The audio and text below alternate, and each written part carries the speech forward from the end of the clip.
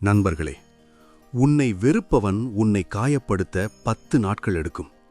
ஆனா உன்னை அதிகமாக நேசிக்கிறேன் என்று சொல்பவன் ஒரே ஒரு நாளில் உன் வாழ்க்கையை சிதைக்க முடியும். ஏன் தெரியுமா? வெறுப்பு வெளியில் தெரியும், ஆனா அளவுக்கு மீறிய அன்பு முகமூடி அணியும். அரண்மனையின் இருள். மகத நாட்டில் ஒரு இரவு. அரண்மனை முழுவதும் அமைதி. மன்னன் சந்திரகுப்தன் மன அழுத்தத்தில் இருந்தான். ஆச்சாரியா, என்னை விட உயிரில்லை என்று சொல்கிற ஒருவன் இருக்கிறான். அவன் தினமும் என் அருகில் என்னை விட்டு பிரியவே மாட்டேன் என்கிறான். அவன் உண்மையிலேயே என் மனிதனா? சாணக்கியர் கண்களை மூடி மெதுவாக சொன்னார், மகாராஜா, அதிக அன்பு காட்டுபவன் உன் மனதை பிடிக்க முயற்சிப்பவன். சாணக்கியரின் கண்காணிப்பு.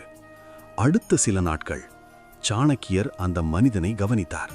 அவன் மன்னனை எல்லாரிடமிருந்தும் பிரிக்க முயன்றான். அவர் மட்டும்தான் உன்னை புரிந்து கொள்கிறார் என்று சொல்லி மற்ற அமைச்சர்களை தள்ளினான்.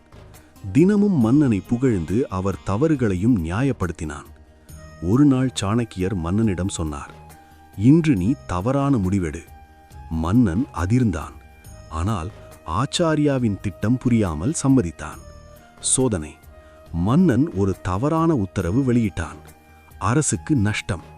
அந்த அதிக அன்பு காட்டும் அமைச்சர் என்ன செய்தான் தெரியுமா? மகாராஜா எப்போதும் சரி, அவரது முடிவில் நிச்சயம் பெரிய திட்டம் இருக்கிறது. அவன் ஒரு வார்த்தையும் எதிர்க்கவில்லை. அவன் மன்னனை காப்பாற்றவில்லை. அவன் தனது இடத்தை மட்டும் காப்பாற்றினான். அதே நேரத்தில் மற்றொரு சாதாரண அமைச்சர் எழுந்து சொன்னான், மகாராஜா, இது ஆபத்து. தயவு செய்து மறுபரிசீலனை செய்யுங்கள். அவன் பயந்தான், ஆனால் உண்மையை சொன்னான். சாணக்கியரின் கடும் வார்த்தைகள். அந்த இரவு சாணக்கியர் மன்னனை பார்த்து சொன்னார், உன்னை நேசிப்பவன் உன் தவறை காப்பாற்ற மாட்டான். அவன் உன்னை காப்பாற்றுவான். உன்னை அதிகமாக புகழ்பவன் உன் பலவீனத்தை தேடுகிறான். உன்னை எல்லாரிடமிருந்தும் பிரிக்க முயல்பவன் உன்னை தனிமைப்படுத்தி கட்டுப்படுத்த விரும்புகிறான். மன்னன் அதிர்ந்தான். அவனுக்கு புரிந்தது, அன்பு அல்ல அது அதிகாரத்திற்கு அருகில் இருக்க ஒரு நாடகம். வாழ்க்கையின் உண்மை. நண்பர்களே, உங்கள் வாழ்க்கையிலும் பாருங்கள். யாராவது, நீ இல்லாமல் நான் வாழ முடியாது, நான் மட்டும்தான் உன்னை புரிந்து கொள்கிறேன், மற்றவர்கள் எல்லாம் உன்னை பயன்படுத்துகிறார்கள், இப்படி சொல்கிறார்களா? கவனமாக இருங்கள். அது அன்பு போல இருக்கும், ஆனால் அது ஒரு மெதுவான சிறை. மிக கடும் உண்மை. ஒரு விஷப்பாம்பு கடித்தால் நாம் ஓடிப்போம்.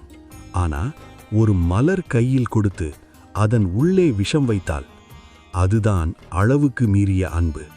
அது மெதுவாக உன் நண்பர்களை பிரிக்கும், உன் சிந்தனையை கட்டுப்படுத்தும், உன் சுதந்திரத்தை சுருக்கும்.